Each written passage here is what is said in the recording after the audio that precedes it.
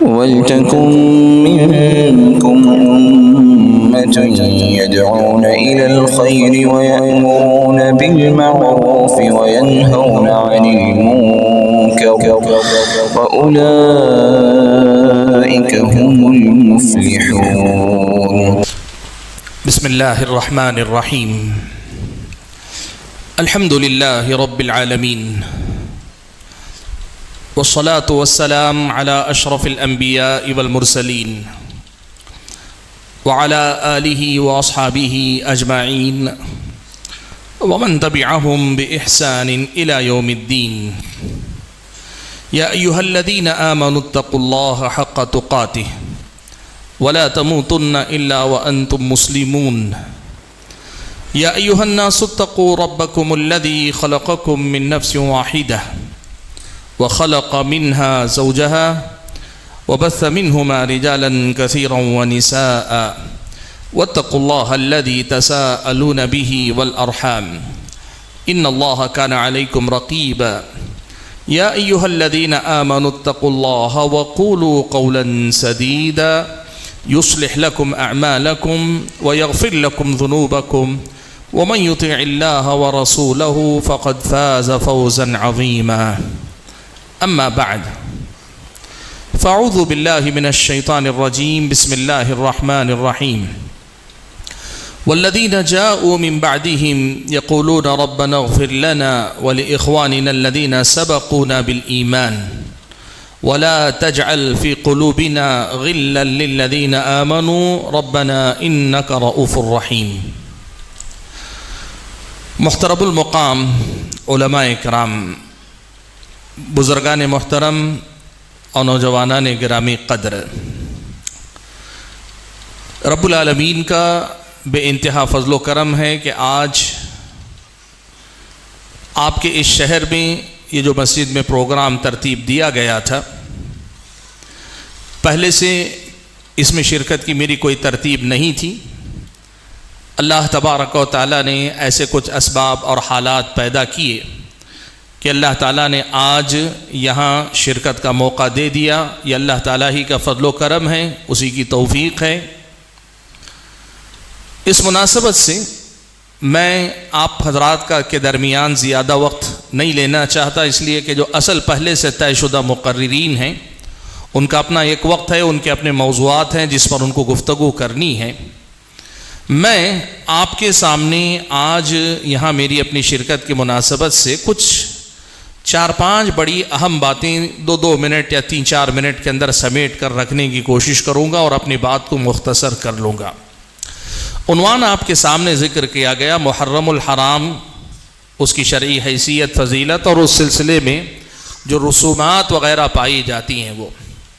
میں اس عنوان پر گفتگو نہیں کروں گا، لیکن اس عنوان کے خاص پہلو پہ اصل میں کچھ باتیں آپ کے سامنے رکھنا چاہتا ہوں. آپ جانتے ہیں کہ پرانا ایک زمانہ تھا سوشل میڈیا سے ذرا پہلے، اور اگر آج کہنا چاہیں تو آج سے 10 سال پہلے آپ کہہ سکتے ہیں.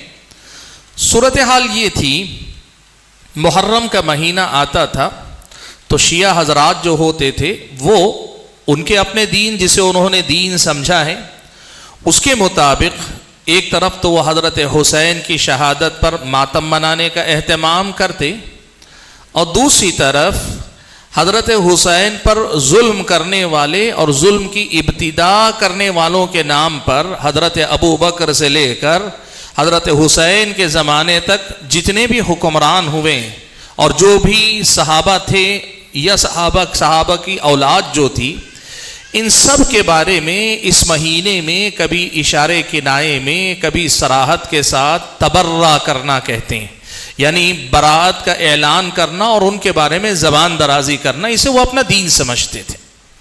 یہ معاملہ شیعوں کا تھا، رافضیوں کا تھا، یہ پرانا زمانہ تھا. سوشل میڈیا کے اس دور میں کچھ چیزیں تبدیل ہوئیں، اور اس سوشل میڈیا کا دور آنے سے پہلے کچھ چیزیں تبدیل ہوئیں. سوشل میڈیا میں اس کے بعد بہت زیادہ اس کو بڑھاوا ملا. ہوا یہ کہ پچھلے لگ بھگ سمجھیے کہ 50-60 سال سے ایک ماحول یہ بنا کہ کبھی خلافت کے نام پر، کہ خلافت ملوکیت میں کیسے تبدیل ہوئی، کب تبدیل ہوئی، اور کبھی کسی اور نام پر خود اہل سنت میں سے بعض حضرات نے، بعض افراد جو اپنے آپ کی نسبت اہل سنت کی طرف رکھتے ہیں، ان لوگوں نے ایک ایسا دروازہ تاریخی روایتوں کو سامنے لا کر یا بعض احادیث کے ادھورے مفہوم کو سامنے لا کر ایک ایسا دروازہ کھولا کہ اس بند دروازے کو کھولنے کے نتیجے میں بعض صحابہ کرام اور بسا اوقات کچھ حضرات انجام تک پہنچ جاتے ہیں تقریباً تمام صحابہ کے بارے میں بدگمانی کا شکار ہونے لگے، زبان درازی کا شکار ہونے لگے، بہت کچھ ہونے لگا۔ آج سوشل میڈیا پہ پرانے زمانے میں یہ طے تھا کہ کوئی بھی اگر صحابہ کے بارے میں، کسی بھی صحابی کے بارے میں کچھ اناپ شناپ بولے، کچھ آگے پیچھے بولے تو لوگ کہتے تھے یہ رافضی ہے، یہ شیعہ ہے۔ لیکن آج وہ دور نہیں رہ گیا۔ اپنے آپ کو سنی کہلوانے والے بہت سارے حضرات اس مرض کا شکار ہیں، اور سوشل میڈیا پہ بولنے والے جتنے ہیں ان کے مقابلے میں ان کو سننے والی عوام بھی بہت ساری۔ میں آپ کو مثال دے کر کہوں، بہت پہلے کی بات ہے، پیارے نبی صلی اللہ علیہ وسلم کے ایک جلیل القدر صحابی حضرت معاویہ بن ابی سفیان رضی اللہ تعالی عنہ، ایک ظالم، ایک انسان جو ہے صاف طور پر یہ کہہ رہا ہے، میں نے اس کی آڈیو سنا، اور یہ اہل سنت میں سے بات کرو، رافضیوں کی نہیں۔ وہ یہ کہہ رہا ہے کہ آپ مانے نہ مانے، میں تو اللہ کے نبی کی حدیث کی روشنی میں مانتا ہوں کہ معاویہ منافق ہے۔ یہ اس کے الفاظ ہیں ظالم کے، نعوذ باللہ من ذالک۔ مسئلہ کہاں سے ہوا؟ کہا میں نے سنن نسائی کی روایت پڑھی ہے، اے علی تم سے وہی بغض رکھے گا جو منافق ہوگا، حدیث ہے اور صحیح حدیث ہے، لیکن مسئلہ سمجھ کر دیکھیں کہاں ہے۔ کہا اے علی تم سے وہی بغض رکھے گا جو منافق ہوگا، اور چونکہ حضرت معاویہ کی حضرت علی سے جنگ صفین کے اندر لڑائی ہوئی تھی، جنگ ہوئی تھی، اس لیے میں مانتا ہوں کہ معاویہ منافق ہے، نعوذ باللہ من ذالک۔ مسئلہ اصل میں کیا ہے؟ دیکھیے یہ وہ دروازہ ہے جسے اہل سنت نے کچھ علمی بنیادوں پر قرآن و سنت کی تعلیمات کی بنیاد پہ بند رکھا تھا۔ میں اس کی وضاحت کروں گا آپ کے سامنے کہ حضرت علی جنگ لڑنے کے باوجود، حضرت معاویہ کی ان سے لڑائی ہونے کے باوجود، اس حدیث کا مصداق حضرت علی رضی اللہ تعالیٰ عنہ کی نظر میں حضرت معاویہ یا ان سے لڑنے والے لوگ نہیں ہیں، خود حضرت علی نہیں مانتے تھے۔ تو میں جو بات آج آپ کے سامنے اس حوالے سے رکھنا چاہتا ہوں وہ یہ کہ حضرات گرامی قدر، یہ جو صحابہ دشمنی کا، صحابہ سے بغض کا، یا صحابہ کے تئیں دل میں کسی بھی قسم کی ناراضگی کا جو مرض چل پڑا ہے، جس کا دروازہ لوگوں نے اپنے آپ پر کھولا ہے، یہ اصل میں کچھ بنیادی تعلیمات کو نظر انداز کرنے کا نتیجہ۔ آج ایسی ہی کچھ بنیادی تعلیمات آپ کے سامنے ذکر کرتا ہوں، آپ ان چیزوں کو اچھی طریقے سے یاد رکھیے گا، اپنے دین و ایمان کی حفاظت کر لیں گے۔ سب سے پہلا مسئلہ جو ہم اور آپ کو قرآن و سنت سے اور سلف صالحین کے منہج سے ملتا ہے وہ یہ، آپ اپنے آپ سے یہ پوچھیں کہ آپ کے اوپر ایک مسلمان کی حیثیت سے فرض کیا ہے، ضروری کیا ہے، یا آپ کے لیے مستحب اور پسندیدہ عمل کیا ہے۔ آپ اگر دیکھیں قرآن و سنت کے واضح دلائل ہیں، آپ تمام صحابہ سے اور وہ تمام اہل بیت جو اللہ کے نبی صلی اللہ علیہ وسلم کے خانوادے سے تعلق رکھتے تھے، سب سے محبت کیجیے، آپ کی سب سے محبت آپ کی نجات کے لیے کافی ہے۔ اچھا اب اس کے بعد کیا اس مجمل ایک عام اسٹیٹمنٹ جو ہمارا ہے، ہم سب سے محبت کرتے ہیں، حضرت ابو بکر، عمر، عثمان، علی، حسن و حسین، حضرت معاویہ، حضرت عبداللہ، حضرت عمرو بن عاص، حضرت مغیرہ بن شعبہ، حضرت ابو موسیٰ اشعری، حضرت عبداللہ ابن عباس، جو صحابہ کے اس دور کے بڑے نام آتے، سب سے محبت کریں، صحابہ ہوں، آل بیت ہوں، خواتین میں حضرت فاطمہ ہیں، حضرت عائشہ ہیں، تمام سے محبت کرنے کی جو بات ہے، کیا ایک مسلمان کے لیے کافی ہے؟ جی ہاں، بالکل یہی کافی ہے۔ کیا ہر مسلمان کے لیے ضروری ہے کہ جنگ کیوں ہوئی تھی، کیا ہوئی تھی، اس میں کون صحیح تھے، کون غلط تھے، کیا یہ جاننا اور اس پر کوئی نہ کوئی ایک اسٹیٹمنٹ رکھنا، کوئی اسٹیٹمنٹ رکھ دینا ہر مسلمان کے لیے ضروری ہے؟ ہر مسلمان پہ ضروری ہونا تو دور کی بات، اہل سنت والجماعت کا یہ موقف ہے کہ اس معاملے میں نہ جانا ہی اصل میں سلامتی ہے، نہ جانا ہی اصل میں سلامتی ہے۔ عمر ابن عبدالعزیز رحمت اللہ علیہ سے کسی نے پوچھا عمر ابن عبدالعزیز رحمۃ اللہ علیہ سے کسی نے پوچھا اس جنگ کے بارے میں جو جنگ ہوئی ہے، تو عمر ابن عبدالعزیز رحمۃ اللہ علیہ نے ایک بڑی پیاری بات کہی، کہا تلک دماء طہر اللہ ایدینا منہا فلماذا نلطخ السنتنا بها، کہا کہ یہ ایسے خون تھے، جو جنگ میں خون بہا ایسا خون تھا جس سے اللہ تعالیٰ نے ہمارے ہاتھوں کی حفاظت کر لی، یعنی ہم جنگ میں شریک نہیں ہوئے، نہ ان کا نہ ان کا کسی کا خون ہمارے ہاتھ کو نہیں لگا، اللہ نے بچا لیا۔ تو جب ہاتھوں کو خون لگنے سے، دامن کو داغدار ہونے سے اللہ نے بچا لیا، تو اپنی زبان کھول کر اپنی زبان کو کیوں اس خون سے ہم آلودہ کر لیں؟ یہ حضرت عمر ابن عبدالعزیز رحمۃ اللہ علیہ نے ہم اور آپ کو بتا، اور یہ صحابہ تابعین طب تابعین کا موقف رہا ہے۔ پہلی بنیادی بات یاد رکھیے گا کہ آپ پر بحیثیت مسلمان آپ کی ذمہ داری کیا ہے۔ کیا یہ ضروری ہے کہ ہر ایک کے بارے میں تفصیل سے جان کر آپ ان کو صحیح ان کو غلط مانیں؟ نہیں، اللہ نے آپ کو اس کا مکلف کیا ہی نہیں، اللہ تعالیٰ نے ان مسائل کا آپ کو مکلف کیا ہی نہیں۔ آپ کہیں میں سب سے محبت رکھتا ہوں، باقی کون صحیح تھے کون غلط تھے اللہ جانے، آپ کے لیے کافی ہے۔ آپ محبت کی بات کریں سارے صحابہ سے، یہ کافی ہے، اسلامی شریعت نے کہا۔ اب ایک عام مسلمان کو سب سے پہلے اسی بنیاد سے ہٹایا جاتا ہے اور یہ تاثر دیا جاتا ہے، اگر آل بیت سے محبت ہے تو پھر ان سے جنگ لڑنے والے جتنے تھے سب سے تمہیں نفرت بھی کرنی پڑے گی۔ نہیں، ایسا نہیں، ایسا نہیں اللہ تعالیٰ کے بندو۔ آپ دیکھو حضرت علی رضی اللہ تعالیٰ عنہ سے دو جنگیں ہوئی، ایک جنگ جمل، دوسری جنگ صفین۔ جنگ جمل میں حضرت عائشہ کے ساتھ حضرت طلحہ اور زبیر تھے جو حضرت علی کے خلاف تھے، اور ادھر جنگ صفین میں حضرت معاویہ ان کے خلاف تھے۔ حضرت طلحہ کے بیٹے حضرت علی سے ملاقات کرتے ہیں، اور یہی بات سمجھیے وہ جو ظالم حدیث سے استدلال کر رہا تھا نا، اس کا بھی جواب اس میں آپ دیکھیں۔ حضرت طلحہ کے بیٹے حضرت علی سے ملے تو حضرت علی نے آگے بڑھ کر حضرت طلحہ کے فرزند سے کہا کہ سنو، میں یہ مانتا ہوں کہ میں اور تمہارے ابا یعنی حضرت طلحہ دونوں ان لوگوں میں شامل ہیں جن کے بارے میں قرآن میں اللہ تعالیٰ نے یہ بتایا کہ یہ سب کے سب جنت میں تخت پر آمنے سامنے بیٹھ کر ایک دوسرے کے ساتھ ہنستے بولتے رہیں گے۔ میں یہ مانتا ہوں کہ تمہارے والد اور میں ان نیک لوگوں میں شامل ہیں۔ سبحان اللہ۔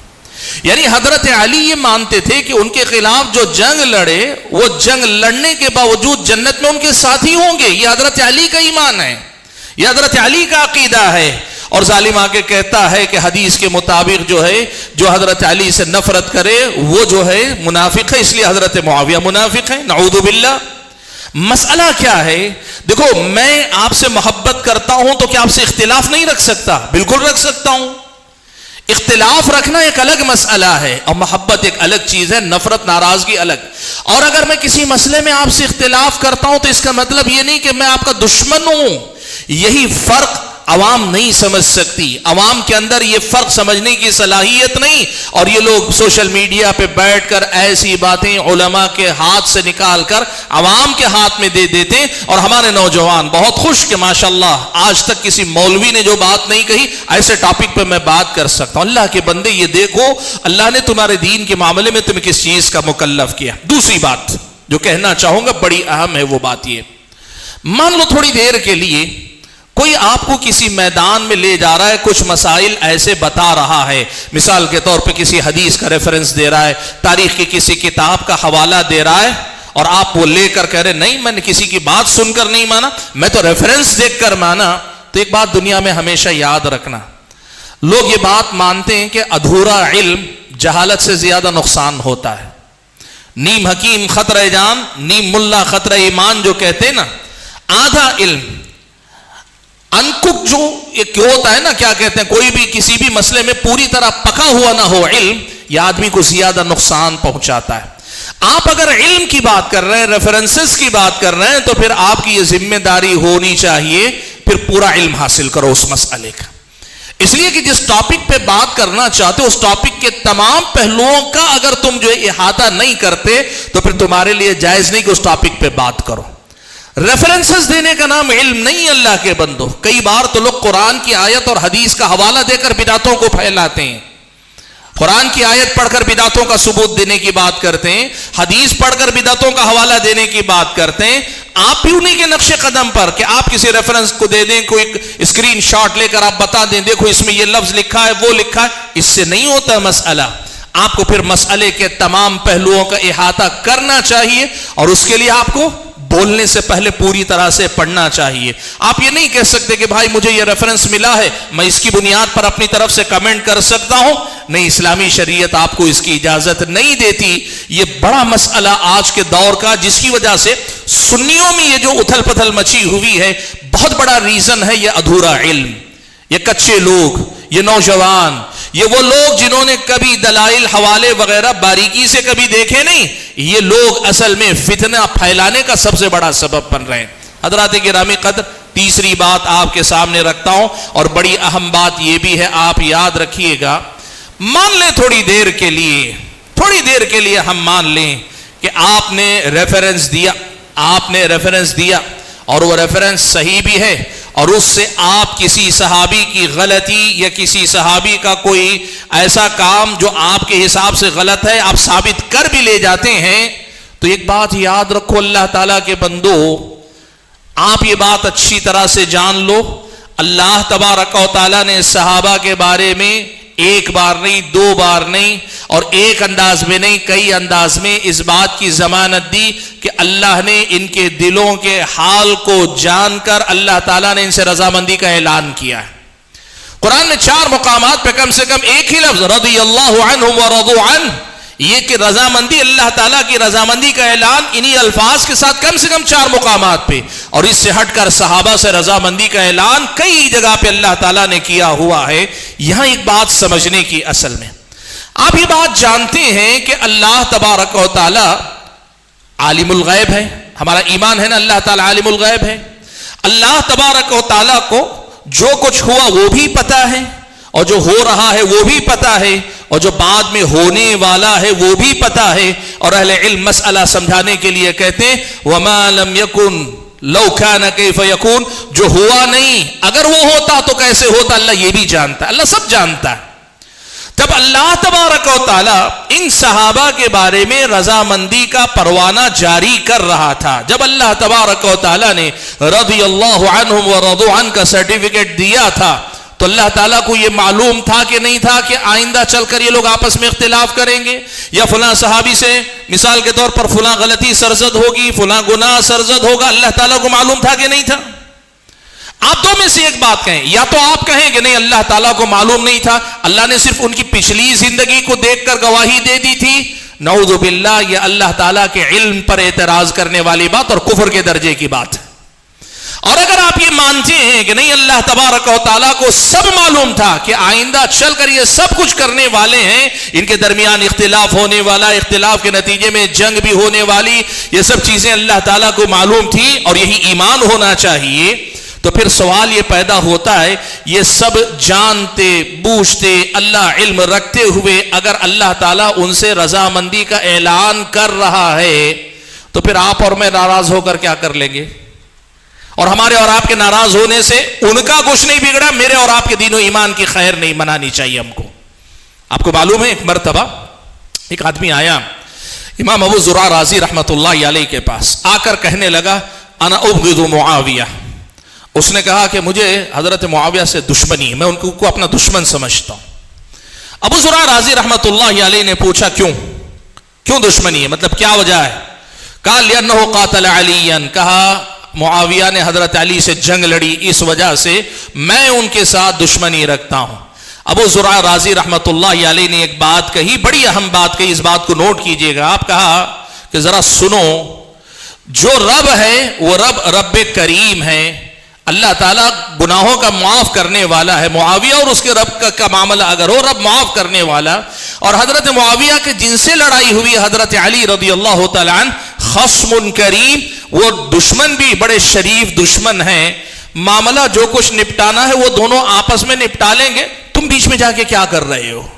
تم اپنے آپ کو کیوں اس کے اندر داخل کر رہے ہو؟ ابو زرع رحمت اللہ علیہ نے اس سلسلے میں ان سے سوال کیا. بھائیو, بات جو میں کہنا چاہ رہا ہوں اس تیسرے نقطے کی شکل میں وہ یہ کہ آپ یہ بات یاد رکھو, پوری کوشش کر کے آپ ثابت کر لے گئے, آپ پوری کوشش کر کے ثابت کر لے گئے کہ یہ غلطی ہوئی، یہ گناہ ہوا، یہ انہوں نے کہا، یہ انہوں نے کیا، تب بھی آپ یہ بات یاد رکھو اللہ تعالیٰ کو یہ سب معلوم تھا، اس کے باوجود اللہ تعالیٰ نے رضامندی کا پروانہ جاری کر دیا ہے۔ اب میں اور آپ ناراض ہو کر سوائے اپنے آپ کا نقصان کرنے کا کسی کا نقصان نہیں کریں گے، اور جب راضی ہو جائے اللہ تعالیٰ تو ہمیں ناراض ہونے کا حق کون دیتا ہے؟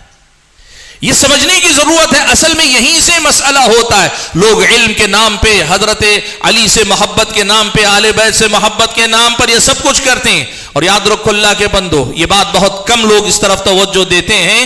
آج لوگ یہ سمجھتے ہیں کہ یہ دروازہ کھول کر صرف آل بیت کی محبت کا سبق پڑھا کر وہ صحابہ کے بارے میں زبان درازی کریں گے اور کچھ نہیں ہوگا۔ نہیں، الٹا بھی ہوگا، اور میں نے دیکھا ہے اپنی نگاہوں کے سامنے۔ یعنی ایسے ظالم بھی آئیں گے کل کے دن، اسی چیز کو بنیاد بنا کر کوئی جو ہے حضرت معاویہ یا پھر کسی اور صحابی کی طرفداری کر کے حضرت طلحہ، حضرت زبیر کی آل بیت رسول کو برا بھلا کہہ سکتا ہے۔ اور میں نے سنا، اپنے کانوں سے سنا، ایک ظالم سے ملاقات ہوئی تھی کبھی، میں بہت ابھی عمر آباد میں زیر تعلیم تھا، اس دور کی بات ہے۔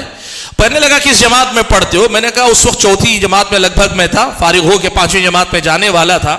تو کہا کتاب پڑھتے ہو؟ میں نے کہا ہاں۔ تاریخ؟ میں نے کہا ہاں۔ کیا پڑھے ہو؟ ان دنوں خلافت راشدہ کا تذکرہ گزر رہا تھا، تو اس نے کہا سیرت ختم کر کے اب خلافت پڑھ رہے ہو، علی کو تاریخ کا سب سے بڑا مجرم سمجھ کے تم تاریخ پڑھو، نعوذ باللہ من ذالک۔ یعنی آپ یہ مت سمجھیں لوگ بہت بڑے دھوکے میں مبتلا ہیں۔ آل بیت کی محبت کے نام پہ ایک صحابی دوسرے صحابی کے بارے میں بات کریں گے، اتنا ہی نہیں، یاد رکھو یہ دروازہ کھلے گا، کچھ ظالم ادھر سے ادھر ظلم کریں گے، کچھ ظالم ادھر سے ادھر بھی ظلم کریں گے، نعوذ باللہ۔ حضرت علی کے بارے میں جنتی ہونے کی بشارت اللہ نے جن کے بارے میں اللہ کے نبی کی زبانی بارہا دی ہے، ان کے بارے میں کہتے ہیں تاریخ کے سب سے بڑے مجرم کی حیثیت سے تاریخ پڑھو۔ میں اس وقت چھوٹا سا بچہ، آپ جان سکتے ہیں چوتھی جماعت میں کیا میری عمر رہی ہوگی، پھر بھی وہ جو ایمان کی جو بات دی بچپن سے تربیت، میں نے اس کے سامنے یہ بات کہی، آپ ایسا کیسا کہہ سکتے ہیں جبکہ اللہ تعالیٰ ان سے راضی ہو گیا اور اللہ کے نبی نے حضرت علی کو جنت کی بشارت دی ہے؟ تو ظالم نے کیا کہا معلوم؟ نبی جنت کی طرف دعوت دینے کے لیے آئے تھے، جنت کا سرٹیفکیٹ بانٹنے کے لیے نہیں آئے تھے۔ اب مسئلہ حضرت علی کا بھی نہیں، نبی کی بشارت کے انکار تک پہنچ گیا۔ آپ یہ بات سمجھیے، یہ جو دروازہ جو لوگ کھول رہے ہیں نا، ان کو سمجھنا چاہیے اللہ نے ان سب جھمیلوں سے ہمیں دور رکھا ہے۔ سبحان اللہ، اللہ نے کہہ دیا، اللہ ان سے راضی ہو گیا، وہ سب جانتا ہے، جاننے کے باوجود اللہ تعالیٰ جب راضی ہو گیا، مجھے اور آپ کو ناراض ہونے کا کوئی حق اس میں نہیں رہ جاتا۔ حضرات گرامی قدر، اسی لیے قرآن مجید کی جو آیت کریمہ میں نے آپ کے سامنے پڑھی، امام مالک کے سلسلے میں بھی آئی، اور بعض اسلاف کے بارے میں یہ واقعہ آیا کہ ایک آدمی آیا اور آ کر کچھ صحابہ کے بارے میں کہنے لگا، صحابہ کے بارے میں ان کے سامنے گفتگو کرنے لگا۔ انہوں نے کہا دیکھ، یہ جو آیت ہے قرآن مجید کی جو میں نے پڑھی، سورہ حشر کی آیت، والذین جاءوا من بعدہم، آپ اگر یہ سورہ حشر کھول کر دیکھیں، اس سے پہلے دو آیتیں، پہلی آیت میں مہاجرین کا تذکرہ ہے، دوسری آیت میں انصار کا تذکرہ ہے، اور تیسری آیت میں یہ تذکرہ ہے کہ جو ان دونوں کے بعد آئے وہ کیا کہتے ہیں؟ یقولون ربنا اغفر لنا ولاخواننا الذین سبقونا بالایمان، وہ صرف یہ کہتے ہیں اللہ تعالی ہمیں بخش دینا اور ہمارے جو بھائی ہم سے پہلے گزر چکے ہیں ان کو بھی بخش دینا، ولا تجعل فی قلوبنا غلا للذین آمنوا، ہمارے دل میں کسی ایمان والے کے لیے کوئی کھوٹ آنے نہ دے۔ یہ دعا کرنے والے ہوتے ہیں۔ تین کیٹیگری ہوئی۔ تو اس سے کہا دیکھ، وہ جو صحابہ کے بارے میں کچھ زبان درازی کر رہا تھا نا، اس سے پوچھا تم مہاجرین میں سے ہو؟ کہا نہیں میں مہاجر نہیں ہوں، یعنی میں مہاجر صحابہ میں میرا شمار نہیں ہے۔ کہا اچھا ٹھیک ہے تم انصار میں سے ہو؟ کہا نہیں میں انصاری صحابہ میں سے نہیں ہوں۔ تو کہا دیکھ، اس آیت کے مطابق، قرآن کی اس ترتیب کے مطابق مسلمان تین ہی ہو سکتے ہیں، یا تو مہاجرین میں سے ہوگا مسلمان، یا انصار میں سے ہوگا مسلمان، یا پھر وہ ہوگا جو ان کا ذکر کرے گا تو ذکر خیر کرے گا، ان کے بارے میں زبان کھولے گا تو مغفرت کی دعا کرے گا۔ اگر تو اس میں سے نہیں ہے تو مجھے نہیں معلوم تو مسلمان بھی ہے کہ نہیں ہے، مجھے نہیں معلوم۔ یہ ہمارا مسئلہ صاف ہے اللہ کے بندو۔ ہمارے پاس صحابہ، صحابہ کے بارے میں، آل بیت کے بارے میں اگر کوئی آدمی زبان درازی کرتا، ہم سیدھے اس کے ایمان پہ شک کرتے ہیں اللہ کے بندو۔ اور یہ بات ہم اپنی طرف سے نہیں، سلف صالحین نے یہ بات کہی۔ ابو زرع رحمت اللہ علیہ کہتے تھے اگر کسی آدمی کو دیکھو کسی بھی صحابی کے بارے میں ینتقص، ان کی تنقیص کرنے کی کوشش کر رہا ہے، ان کا مقام گھٹانے کی کوشش کر رہا ہے، فعلم انہ زندیق، تو یہ سمجھ لو کہ یہ آدمی مرتد اور بے دین آدمی ہے۔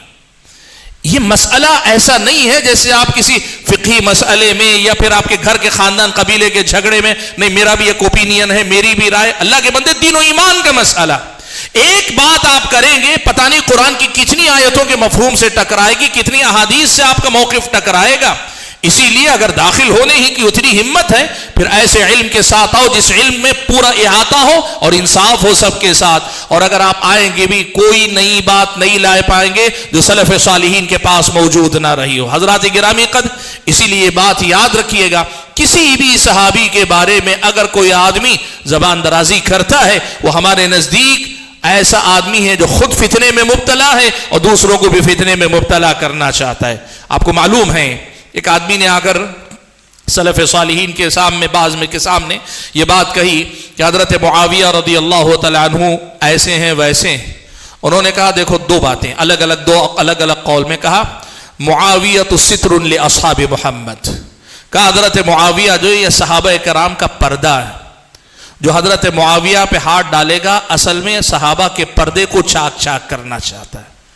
یعنی جس طرح پردے میں عزت و ناموس محفوظ رہتی کسی خاتون کی، یا کسی گھر کا پردہ جو ہوتا ہے اس میں جو ہے گھر کی عزت محفوظ ہوتی ہے، حضرت معاویہ صحابہ کی عزت و ناموس کا پردہ ہے، اور جو حضرت معاویہ پہ بات کرے گا وہ سیدھے سیدھے صحابہ کی عزت و آبرو پہ ہاتھ ڈال رہا ہے، ان کے تقدس، ان کے مقام پر گویا ہاتھ ڈال رہا ہے۔ یہ سیدھے سیدھے مسئلہ ہے۔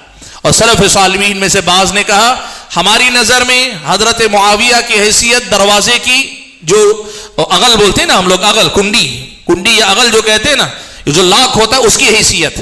کوئی آدمی آ کے دروازے کا قفل اگر چیک کر رہا ہو تو کیا کہتے ہیں آپ؟ چوری کرنے کا ارادہ ہے۔ بھائی چور نہیں ہوگا تو پھر اسے کیا پڑی ہے کسی کے دروازے کی اغل آ کے چیک کرے، اس کا قفل آ کے چیک کرے۔ کہا اگر کوئی حضرت معاویہ رضی اللہ تعالیٰ عنہ کے بارے میں 19-20 بات کرے، ہم سیدھے سیدھے اس کے اسلام پر الزام لگا دیں گے کہ یہ صحابہ کے گھر میں گھس کر چوری کرنا چاہتا ہے۔ آپ یہ بات اچھی طرح سے سمجھ لیں، ہمیں اس بات کی اجازت اسلامی شریعت نے نہیں دی ہے، اور اس میں کوئی عیب چھپانے والی بات نہیں، کوئی پردہ ڈال کر کسی کی کمزوری، کسی عیب کو چھپانے کی بات نہیں۔ سبحان اللہ بھائیو، بات لمبی ہوگی اگر میں کروں، لیکن جیسے میں نے کہا کچھ بنیادی باتیں ایسی ہیں قرآن و سنت میں جن کا ہمیں لحاظ رکھنے کی ضرورت ہے۔ اور سب سے بڑھ کر یہ اللہ تعالیٰ کے بندو، یہ بتاؤ علم میں، تقوی میں، یا پھر یہ کہ دین کی سمجھ میں یا دین کے لیے غیرت میں، صحابہ، تابعین، تبع تابعین، سلف صالحین، 1400 سال کے ہمارے جو علماء کرام گزرے، آپ ان سے بڑے علم والے، ان سے زیادہ دین سمجھنے والے، ان سے زیادہ غیرت ہے، ان سے زیادہ دین کا جذبہ آپ کے اندر کسی بھی نہیں ہے، تو پھر کیا نیا لے آئیں گے آپ جو ان کے پاس نہیں ہے؟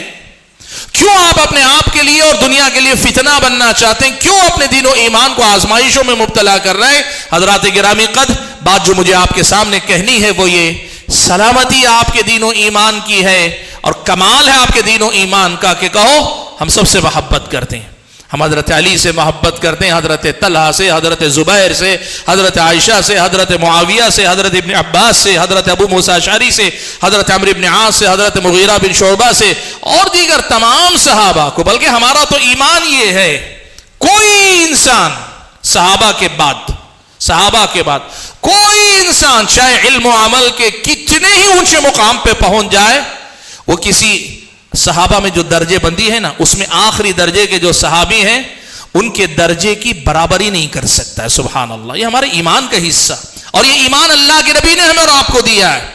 اللہ کے نبی نے یہ ایمان ہمیں دیا ہے کہ بعد کے دور کے کوئی بھی علم میں، عمل میں، دین کی خدمت میں جو آپ کہیں اونچے سے اونچے مقام پہ پہنچ جائے، تقوی و طہارت کا پہاڑ ہے، علم کا پہاڑ ہے، عمل میدان میں خدمات کا بڑا لمبا جو کچھ ہے، اس کے باوجود صحابہ میں سے جو آخری درجے کے صحابی ہوں گے نا، شرف صحبت اتنی بڑی فضیلت ہے کہ کوئی ان کے برابری نہیں کر سکتا۔ اور جب ایک آخری درجے کی ترتیب میں یا فضیلت میں آخری مقام پہ جو صحابی ہیں ان کی برابری کوئی نہیں کر سکتا تو بڑے صحابہ تو بہت بڑی بات ہے۔ اللہ کے بندو، اپنے دین و ایمان کو فتنوں سے دو چار مت کرو، ایسی غلطیاں مت کرو، ایسے مسائل میں اپنے آپ کو داخل مت کرو جہاں سے خود کے لیے فتنے پیدا کر کے امت کے لیے فتنے پیدا کرنے کا باعث بنو۔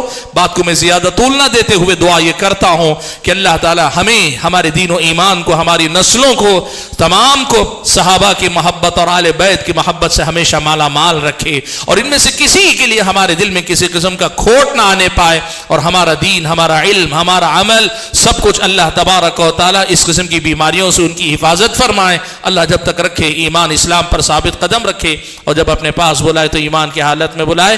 آمین۔ وآخر دعوانا ان الحمد للہ رب العالمین۔